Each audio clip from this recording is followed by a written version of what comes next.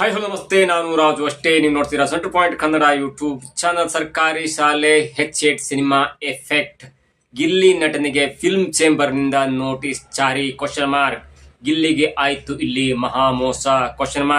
ಏನಿದರ update ಇವೆಲ್ಲವನ್ನ ನೋಡೋಣ. ಅದಕ್ಕಿಂತ ಮೊದಲು ನಮ್ಮ ಚಾನಲ್ ಸಬ್ಸ್ಕ್ರೈಬ್ ಮಾಡಿಲ್ಲ ಅಂದ್ರೆ ಈಗಲೇ ಸಬ್ಸ್ಕ್ರೈಬ್ ಮಾಡಿ, ಜೊತೆಗೆ ಕಾಮೆಂಟ್ಗಳ ಮುಖಾಂತರ ತಮ್ಮ ಅಭಿಪ್ರಾಯವನ್ನ ತಿಳಿಸಬಹುದು. ಎಸ್ ವೀಕ್ಷಕರೇ, ನಾನೊಂದು 2 ಮಿನಿಟ್ಸ್ ಮಾತಾಡ್ತೇನೆ ಮತ್ತು ಅದಾದ ನಂತರ ಒಂದು ವಿಡಿಯೋ ಕೂಡ ಹಾಕ್ತೇನೆ.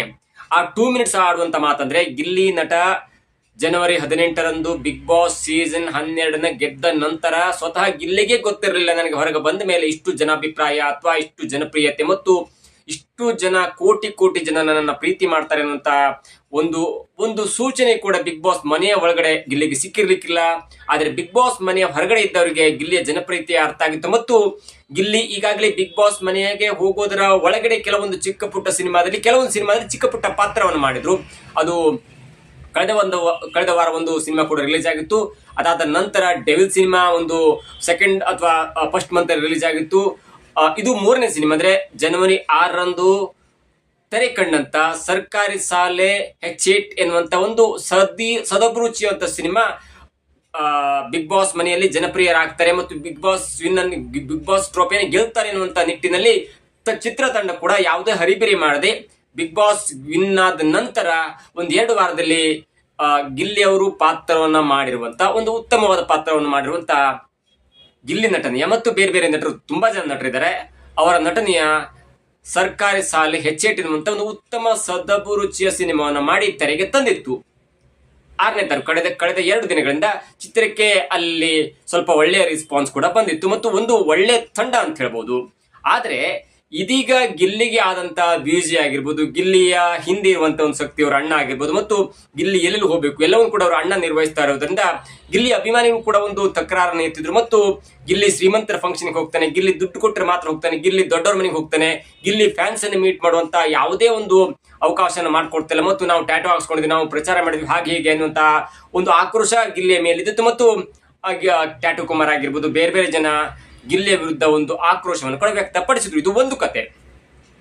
2ನೇದಾಗಿ, ಇದೀಗ ಗಿಲ್ಲಿ ನಟನೆಯ ಸಿನಿಮಾ ತೆರೆ ಕಾಣ್ತಲ್ಲ, ಅಂದ್ರೆ 6ನೇ ತಾರೀಕು ಕಳೆದ 2 ದಿನಗಳ ಹಿಂದೆ ತೆರೆ ಕಾಣಂತ ಈ ಸರ್ಕಾರಿ ಶಾಲೆ H8 ಎನ್ನುವಂತ ಸಿನಿಮಾದ ನಿರ್ಮಾಪಕರು ಇದೀಗ ಫಿಲ್ಮ್ ಚೇಂಬರಿಗೆ ಹೋಗಿ ಒಂದು ದೂರನ್ನ ಕೊಟ್ಟಿದ್ದಾರೆ. ಅದೇನಂದ್ರೆ, ಗಿಲ್ಲಿಗೆ ನಮ್ಮ ಸಿನಿಮಾದಲ್ಲಿ ಒಂದು ಒಳ್ಳೆಯ ಪಾತ್ರವನ್ನ ಕೊಟ್ಟಿದ್ವಿ, ಗಿಲ್ಲಿಯನ್ನ ನಮ್ಮ ಸಿನಿಮಾ ಪ್ರಚಾರಕ್ಕಾಗಿ ಕರೆದಿದ್ವಿ, ಆದ್ರೆ ಗಿಲ್ಲಿ ನಟ ನಮ್ಮ ಯಾವುದೇ ಕರೆಯನ್ನ ಸ್ವೀಕಾರ ಮಾಡಲಿಲ್ಲ ಮತ್ತು ನಮ್ಮ ಪ್ರಚಾರಕ್ಕೆ ಬರಲಿಲ್ಲ ಎನ್ನುವಂತ ದೂರನ್ನ ಕೊಟ್ಟಿದ್ದಾರೆ. ಅವ್ರು ಹೇಳುವಂತ ದೂರಿನ ಒಂದು 4-5 ಸಾರಾಂಶವನ್ನು ಹೇಳ್ತಾ ಹೋದ್ರೆ, ಗಿಲ್ಲಿ ಸಿನಿಮಾ ನಟನೆ ಮಾಡುವಾಗ ಅಷ್ಟು ದೊಡ್ಡ ಸ್ಟಾರ್ ಆಗಿರ್ಲಿಲ್ಲ, ಈಗ ಬಿಗ್ ಬಾಸ್ ಬಂದ ಮೇಲೆ ಸ್ಟಾರ್ ಆಗಿದ್ದಾರೆ. ಆದ್ರೆ ಬಿಗ್ ಬಾಸ್ ಹೋಗುವ ಮೊದಲು ನಾವು ಅವನಿಗೆ ಚಾನ್ಸ್ ಅನ್ನ ಕೊಟ್ಟಿದ್ವಿ ಮತ್ತು ಅವನು ಎಷ್ಟು ದಿನ ಸಿನಿಮಾ ಪಾತ್ರವನ್ನು ಮಾಡಿದ್ರೆ ಮತ್ತು ಎಷ್ಟು ದಿನ ಅವನಿಗೆ ಕಾಲ್ ಶೀಟ್ ಕೊಟ್ಟಿದ್ನಲ್ಲ, ಆ ಹಣವನ್ನ ಸಿನಿಮಾ ರಿಲೀಸ್ ಆಗುವ ಮೊದಲು ಆ ಶೂಟಿಂಗ್ ಮುಗಿದ ತಕ್ಷಣ ತಲುಪಿಸಿದ್ವಿ ಎನ್ನುವಂತ ಮಾತನ್ನು ಹೇಳ್ತಾರೆ. ಜೊತೆಗೆ ಸಿನಿಮಾ ನಾವು ಪ್ರಚಾರ ಸ್ಟಾರ್ಟ್ ಮಾಡಿದಾಗ ಬಿಗ್ ಬಾಸ್ ಮನೆಯಿಂದ ಹೊರಗೆ ಬಂದಾಗ ಗಿಲ್ಲಿಗೆ ಪದೇ ಕಾಲ್ ಮಾಡಿದ್ವಿ, ಪ್ರಚಾರಕ್ಕೆ ಬಾ ಎನ್ನುವಂತ ಮಾತನ್ನ ಹೇಳಿದಾಗ ಬರ್ತೇನೆ ಅಂತ ಒಂದ್ಸಲ ಹೇಳಿದ್ರೆ ಮತ್ತೊಂದು 4 ಸಲ ಫೋನೇ ಎತ್ತಿಲ್ಲ, ನಾವು ಫೋನ್ ಅನ್ನು ಕೂಡ ಮಾಡಿದ್ವಿ, ಜೊತೆಗೆ ಪ್ರಚಾರಕ್ಕೆ ಬರ್ದಿದೆ, ನಮ್ಮ ಸಿನಿಮಾಕ್ಕೆ ದೊಡ್ಡ ಹೊಡೆತ ಆಯಿತು ಎನ್ನುವಂತ ಮಾತು ಹೇಳ್ತಾರೆ. ಮತ್ತು ಆ ಸಿನಿಮಾ ನಿರ್ಮಾಪಕರಾದಂತ ಗುಣ ಅವ್ರು ಹೇಳ್ತಾರೆ, ನಾವು ಈಗಾಗಲೇ 8 ಪ್ರೀಮಿಯರ್ ಶೋ ಅನ್ನ ಮಾಡಿದ್ವಿ, ಅನೇಕ ಸೆಲೆಬ್ರಿಟಿಗಳನ್ನ ಕರೆದಿದ್ವಿ, ಆಗ ನಮ್ಮದೇ ಚಿತ್ರತಂಡದ ಭಾಗವಾಗಿರುವಂತಹ ಒಬ್ಬ ನಟ ಗಿಲ್ಲಿ ನಟ ನಮ್ಮ ಒಂದೇ ಪ್ರೀಮಿಯರ್ ಶೋಕ್ಕೆ ಬಂದಿಲ್ಲ, ಪ್ರೀಮಿಯರ್ ಶೋಕ್ಕೆ ಬಂದಿದ್ರೆ ನಮಗೆ ದೊಡ್ಡ ಹೆಲ್ಪ್ ಆಗ್ತಿತ್ತು ಎನ್ನುವಂತ ಮಾತನ್ನು ಕೂಡ ಹೇಳಿದ್ದಾರೆ. ಇಲ್ಲಿ ತುಂಬಾ ವಿಷಯಗಳನ್ನ ಅವ್ರು ಹೇಳ್ಕೊಂಡು ದೂರನ್ನ ಕೊಟ್ಟಿದ್ದಾರೆ. ಹೀಗಾಗಿ ಗಿಲ್ಲಿ ನಟನಿಗೆ ಫಿಲ್ಮ್ ಚೇಂಬರ್ ಅಂದ್ರೆ ಗಿಲ್ಲಿ ನಟನ ವಿರುದ್ಧ ಫಿಲ್ಮ್ ಚೇಂಬರ್ಗೆ ಸಿನಿಮಾ ತಂಡ ಗುಣ ಹಿರಿಯಬ್ಬೆ ಎನ್ನುವಂತ ನಿರ್ಮಾಪಕರು ದೂರನ್ನ ಕೊಟ್ಟಿದ್ದಾರೆ. ಇನ್ನು ದೂರನ್ನ ಪರಿಶೀಲನೆ ಮಾಡಿ ಗಿಲ್ಲಿಗೆ ಒಂದು ಕಾಲ್ ಮಾಡಿ ಕೇಳುವಂತ ಅಥವಾ ಅದನ್ನ ಒಂದು ರಿಯಾಕ್ಷನ್ ಕೇಳುವಂತ ಸಂದರ್ಭ ಇದೆ. ಏನಾದ್ರೂ ಹೆಚ್ಚು ಕಡಿಮೆ ಆದ್ರೆ ಆ ದೂರನ್ನ ಸ್ವಲ್ಪ ಜಾಸ್ತಿ ಸೀರಿಯಸ್ ಆಗಿ ತೆಗೆದುಕೊಂಡ್ರೆ ಗಿಲ್ಲಿಗೆ ಫಿಲ್ಮ್ ಚೇಂಬರ್ ಇಂದ ನೋಟಿಸ್ ಕೊಟ್ಟು ನೀವು ಮುಖಾಮುಖಿಯಾಗಿ ಮಾತನಾಡ್ಕೊಂಡು ಬಗೆಹರಿಸಿಕೊಳ್ಳಿ ಅನ್ನುವಂತ ಮಾತನ್ನು ಕೂಡ ಹೇಳ್ಬೋದು. ಒಂದು ವೇಳೆ ಅದಕ್ಕೂ ಕೂಡ ಗಿಲ್ಲಿ ರೆಸ್ಪಾನ್ಸ್ ಮಾಡಿಲ್ಲ ಅಂದ್ರೆ ಕೆಲವೊಂದು ಕಠಿಣ ಕ್ರಮವನ್ನು ಕೂಡ ಕೈಗೊಳ್ಳಬಹುದು. ಆದ್ರೆ ನಾನೊಂದು ವಿಡಿಯೋ ಹಾಕ್ತೀನಿ, ಆ ವಿಡಿಯೋನ ನೋಡ್ಕೊ ಬನ್ನಿ. ಆದ್ರೆ ಆ ವಿಡಿಯೋ ಪೋಸ್ಟ್ ಮಾಡಿದ್ದು ಸ್ವತಃ ಗಿಲ್ಲಿ ಅಲ್ಲ, ಯಾಕಂದ್ರೆ ಗಿಲ್ಲಿಯ ಇನ್ಸ್ಟಾಗ್ರಾಮ್ ಈಗ 2.2 ಮಿಲಿಯನ್ ಇದೆ, ಅಲ್ಲಿ ಆ ವಿಡಿಯೋ ಪೋಸ್ಟ್ ಆಗಿಲ್ಲ. ಆದ್ರೆ ಗಿಲ್ಲಿಯ ಬೇರೆ ಬೇರೆ ಪೇಜ್ಗಳು ಅಥವಾ ಫ್ಯಾನ್ಸ್ ಪೇಜ್ಗಳಲ್ಲಿ ಆ ವಿಡಿಯೋ ಪೋಸ್ಟ್ ಆಗಿದೆ. ಹಾಗಾಗಿ ಸಿನಿಮಾ ತಂಡ ಕೂಡ ಅವನ್ನ ಸಂಪರ್ಕ ಮಾಡಿ ಒಂದು ಪ್ರಮೋಷನ್ ವಿಡಿಯೋ ಮಾಡಿಕೊಡು, ನಮ್ಮ ಸಿನಿಮಾ ಹೀಗೆ ಬರುತ್ತೆ ಅನ್ನುವಂಥ ಪ್ರಮೋಷನ್ ವಿಡಿಯೋ ಕೊಡುವಂತೆ ಚಿತ್ರತಂಡ ಕೂಡ ಒತ್ತಾಯ ಮಾಡಿದೆ. ಮತ್ತು ಅದಕ್ಕೆ ತಕ್ಕದಾದಂತೆ ಸಣ್ಣದಾಗಿ ಒಂದು 1.5 ನಿಮಿಷದಲ್ಲಿ ಗಿಲ್ಲಿ ಕೂಡ ತನ್ನ ಸಿನಿಮಾದ ಒಂದು ಪ್ರಮೋಷನ್ ವಿಡಿಯೋ ಕೂಡ ಮಾಡಿದ್ದ. ಅದನ್ನು ನೋಡ್ಕೊಂಡು ಬರೋಣ. ಅದಾದ ನಂತರ ಮತ್ತೊಂದು ಸ್ವಲ್ಪ ಮಾತನ್ನ ಆಡುವ. ನಿರ್ದೇಶನದಲ್ಲಿ ಸರ್ಕಾರಿ ಶಾಲೆ H8 ಅನ್ನೋಂಥ ಒಂದು ಸಿನಿಮಾ ಬರ್ತಾ ಇದೆ. ನೋಡಿದ್ರಲ್ಲಿ ವೀಕ್ಷಕರೇ, ಗಿಲ್ಲಿಯವರು ಅಲ್ಲಿ ಸ್ಪಷ್ಟವಾಗಿ ಹೇಳ್ತಾರೆ, ನಾನು ಅಭಿನಯಿಸಿರುವಂತ ಒಂದು ಸರ್ಕಾರಿ ಶಾಲೆ H8 ಎನ್ನುವಂತ ಸಿನಿಮಾ ಇದೀಗ ತೆರೆಗೆ ಬರುತ್ತೆ. ಫೆಬ್ರವರಿ 6ಕ್ಕೆ ತೆರೆಗೆ ಬರುತ್ತೆ.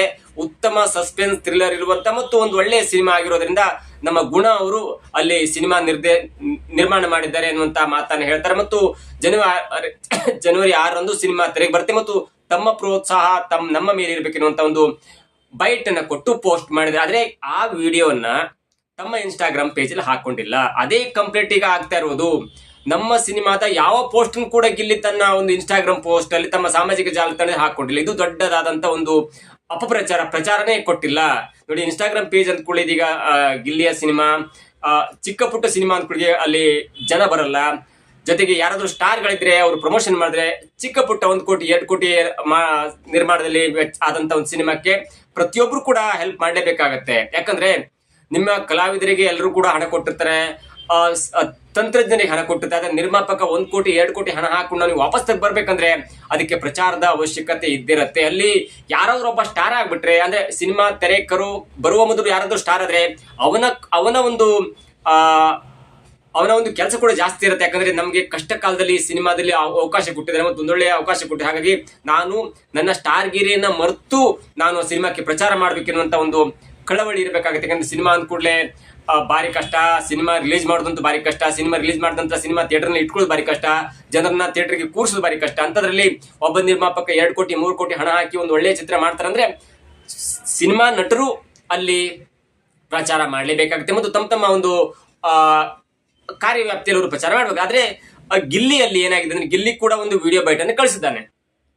ಆದ್ರೆ ಸಂಪರ್ಕದಲ್ಲಿ ಕೊರತೆ ಆಯಿತು, ಅಥವಾ ಇವರು ಸಂಪರ್ಕ ಮಾಡದೆ ಸ್ವಲ್ಪ ಹೆಚ್ಚು ಕಡಿಮೆ ಆಯ್ತು, ಅಥವಾ ಗಿಲ್ಲಿ ನಟನ ತೋರಿಸುವ ಬರದಲ್ಲಿ ಬೇರೆ ಏನೇನು ತೋರಿಸಿದ್ರು, ಎಲ್ಲವೂ ಕೂಡ ಕ್ವಶನ್ ಮಾರ್ಕ್ ಆಗಿದೆ. ಆದ್ರೆ ಗಿಲ್ಲಿ ಒಂದು ಹಂತಕ್ಕೆ ಇಲ್ಲಿ ಒಂದು ಪ್ರಮೋಷನ್ ವಿಡಿಯೋನ ಮಾಡಿಕೊಟ್ಟಿದ್ದಾನೆ. ಆದ್ರೆ ಅಷ್ಟು ಸಾಕಾಗಿರ್ಬಹುದಿತ್ತು, ಯಾಕಂದ್ರೆ ಅದನ್ನೇ ಪ್ರಚಾರ ಮಾಡಿದ್ರೆ ಆಗ್ತದೆ. ಗಿಲ್ಲಿ ನಟನನ್ನ ಯಾಕೆ ಸಂಪರ್ಕ ಮಾಡ್ಲಿಕ್ಕೆ ಪ್ರಯತ್ನ ಪಟ್ರು, ಅಥವಾ ಯಾವ ರೀತಿಯಲ್ಲಿ ಪಟ್ರು, ಅಥವಾ ಗಿಲ್ಲಿ ನಟ ಎಲ್ಲೂ ಸಿಗ್ಲಿಲ್ವಾ, ಅಥವಾ ಬೇರೆ ಬೇರೆ ತರದಲ್ಲಿ ಸಿನಿಮಾ ಚೆನ್ನಾಗಿದ್ರು ಕೂಡ ಗಿಲ್ಲಿ ನಟನನ್ನ ಯಾಕೆ ಅವರು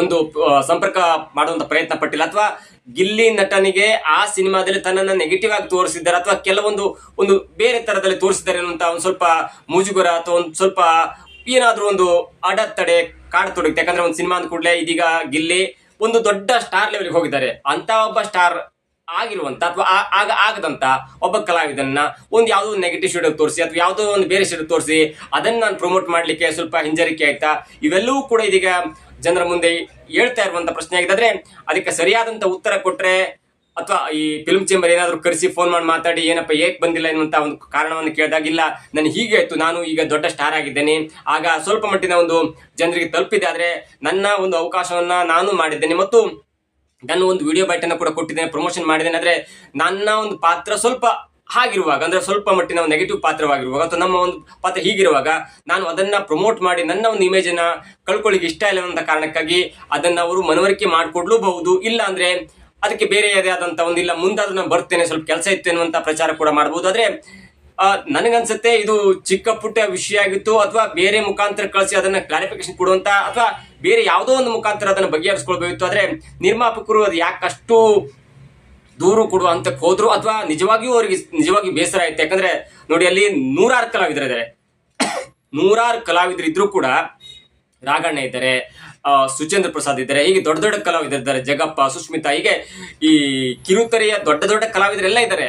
ಅವರು ಮಾಡಿದಂತ ಪ್ರಚಾರವನ್ನ, ಅವರು ಕೊಡುವಂತ ಪ್ರಚಾರವನ್ನ ಗಿಲ್ಲಿಯೇ ಯಾಕೆ ಕೊಡಬೇಕು ಎನ್ನುವುದು ಕೂಡ ಈಗ ಕ್ವಶನ್ ಮಾರ್ಕ್ ಆಗುತ್ತೆ. ಒಂದ್ ವೇಳೆ ಗಿಲ್ಲಿಗೆ ಸ್ಟಾರ್ ಪಟ್ಟ ಬಂದ ಮೇಲೆ ಅದನ್ನು ಉಪಯೋಗಿಸ್ಕೊಳಿಕ್ಕೆ ಚಿತ್ರತಂಡ ಒಂದು ಪ್ಲಾನ್ ಮಾಡ್ಕೋತಾ, ಅಥವಾ ಗಿಲ್ಲಿಗೆ ಪ್ರಯತ್ನ ಪಟ್ಟರು ಕೂಡ ಗಿಲ್ಲಿಯಿಂದ ಯಾವುದೇ ಗಿಲ್ಲಿಗೆ ಒಂದು ಸಂಪರ್ಕ ಸಾಧಿಸ್ಲಿಕ್ಕೆ ಆಗಿಲ್ವಾ, ಅಥವಾ ಗಿಲ್ಲಿ ಕಡೆಯಿಂದ ಯಾವುದೋ ಒಂದು ಉತ್ತಮ ರೆಸ್ಪಾನ್ಸ್ ಬಂದಿರಲಿಲ್ವಾ, ಇವೆಲ್ಲವೂ ಕೂಡ ಇದೀಗ ಕ್ವಶನ್ ಮಾರ್ಕ್ ಆಗಿದೆ. ಸರ್ಕಾರಿ ಶಾಲೆ H8 ಸಿನಿಮಾದ ಎಫೆಕ್ಟ್ ಗಿಲ್ಲಿಗೆ ಫಿಲ್ಮ್ ಚೇಂಬರ್ ನಿಂದ ಸದ್ಯವೇ ನೋಟಿಸ್ ಹೋಗುವಂತ ಸಾಧ್ಯತೆ ಇದೆ. ಒಂದು ವೇಳೆ ಆ ನೋಟಿಸ್ಗೂ ಕೂಡ ಏನಾದ್ರೂ ಒಂದು ರೆಸ್ಪಾನ್ಸ್ ಮಾಡದಿದ್ರೆ ಖಂಡಿತ ಮಾಡೇ ಮಾಡ್ತಾರೆ. ಯಾಕಂದ್ರೆ ಅಷ್ಟು ದಡ್ಡ ಅಂತೂ ಅಲ್ವೆಲ್ಲ, ಈಸ್ ಅ ವೆರಿ ಟ್ಯಾಲೆಂಟೆಡ್ ಗಾಯ್ ಅಂತ ಹೇಳ್ಬೋದು. ಹಾಗಾಗಿ ಅವರು ಗಿಲ್ಲಿ ಕೂಡ ತನ್ನ ಒಂದು ಸಾಕ್ಷ್ಯವನ್ನು ಇಟ್ಕೊಂಡಿಲ್ಲ, ನಾನು ಹೀಗೆ ಮಾಡಿದ್ದೇನೆ, ನನ್ನ ಕಡೆಯಿಂದ ಇಷ್ಟು ಮಾಡ್ಲಿಕ್ಕೆ ಸಾಧ್ಯ ಮತ್ತು ಅದನ್ನು ಮಾಡಿದ್ದೇನೆ. ಯಾಕಂದ್ರೆ ನಾನು ಚಿಕ್ಕ ಪಾತ್ರವನ್ನು ಮಾಡಿದ್ದೇನೆ, ಉತ್ತಮ ಪಾತ್ರ ಆದ್ರೂ ಕೂಡ ನಾನು ನನ್ನದನ್ನೇ ಹೈಲೈಟ್ ಮಾಡಿದ್ರೆ ದೊಡ್ಡವರಿದ್ದಾರೆ ಅವರಿಗೆ ಸೈಡ್ ಲೈನ್ ಮಾಡ್ದಂಗೆ ಆಗುತ್ತೆ. ಹಾಗಾಗಿ ನನ್ನ ಲೆವೆಲಿಗೆ ನಾನು ಎಷ್ಟು ಪ್ರಮೋಷನ್ ಮಾಡ್ಬೋದಲ್ಲ ಅದನ್ನ ಮಾತ್ರ ಮಾಡಿದ್ದೇನೆ. ಯಾಕಂದ್ರೆ ನನ್ನ ಈಗಿನ ಸೆಲೆಬ್ರಿಟಿಯನ್ನು ಇಟ್ಕೊಂಡು ನಾನು ಜಾಸ್ತಿ ಪ್ರಮೋಟ್ ಮಾಡಿದ್ರೆ ಅದು ಅಲ್ಲಿದ್ದ ಕಲಾವಿದರಿಗೆ ಅವಮಾನ ಆಗುತ್ತೆ ಅನ್ನುವಂಥ ಕಾರಣಕ್ಕಾಗಿ ನಾನು ನನ್ನಷ್ಟ ಪ್ರಚಾರವನ್ನು ಮಾಡಿದ್ದೇನೆ ಅನ್ನುವಂಥ ಒಂದು ಸಮಜಾಯಿಷೆಯನ್ನು ಕೊಟ್ಟು ಈ ಒಂದು ಕಲಹವನ್ನ ಶಾಂತಗೊಳಿಸುವಂತ ಎಲ್ಲಾ ಒಂದು ಸಾಧ್ಯತೆ ಕೂಡ ಇದೆ. ಅಷ್ಟರ ಮಟ್ಟಿಗೆ ಗಿಲ್ಲಿ ಎಲ್ಲ ಪ್ಲಾನ್ ಮಾಡ್ಕೊಂಡಿದ್ದಾರೆ ಅನ್ನೋ ಕೂಡ ನನ್ನ ಅನಿಸಿಕೆ ಮತ್ತು ನನಗೆ ಸಿಕ್ಕಂತ ಮಾಹಿತಿ ಕೂಡ.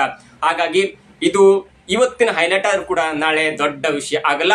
ಗಿಲ್ಲಿಗೆ ಫೋನ್ ಮಾಡಿ ಕೇಳ್ಬೋದು ಅಥವಾ ಗಿಲ್ಲಿ ಫಿಲ್ಮ್ ಚೇಂಬರ್ ಅಧ್ಯಕ್ಷರಾದಂತ ಜಯಮಾಲ ಅವರಿಗೆ ಕಾಲ್ ಮಾಡಿ ಹೇಳಿಲ್ಲ, ನನ್ನ ಲೆವೆಲ್ ನಾನು ಮಾಡಿದ್ದೇನೆ, ಅಲ್ಲಿ ದೊಡ್ಡ ದೊಡ್ಡ ಕಲಾವಿದರಿದ್ದಾರೆ, ನನ್ನ ಸ್ಟಾರ್ ಗೇರನ್ನು ಬಳಸ್ಕೊಂಡು ನಾನು ಜಾಸ್ತಿ ಪ್ರಮಾಣದಲ್ಲಿ ಪ್ರಚಾರವನ್ನು ಮಾಡಿದ್ರೆ ಅದು ದೊಡ್ಡ ದೊಡ್ಡ ಕಲಾವಿದರಿಗೆ ಅವಮಾನ ಆಗುತ್ತೆ ಅನ್ನುವಂತಹ ವಿಷಯವನ್ನ ಹೇಳಿ ಮನವರಿಕೆ ಮಾಡಿ ಈ ಗದ್ದಲವನ್ನ ಇಷ್ಟಕ್ಕೆ ಶಾಂತಗೊಳಿಸುವಂತ ಎಲ್ಲಾ ಸಾಧ್ಯತೆ ಕೂಡ ಇದೆ. ಇದಾಗಿತ್ತು ಇವತ್ತಿನ ವಿಶೇಷ. ನೋಡ್ತಾರೆ centre point Kannada YouTube channel.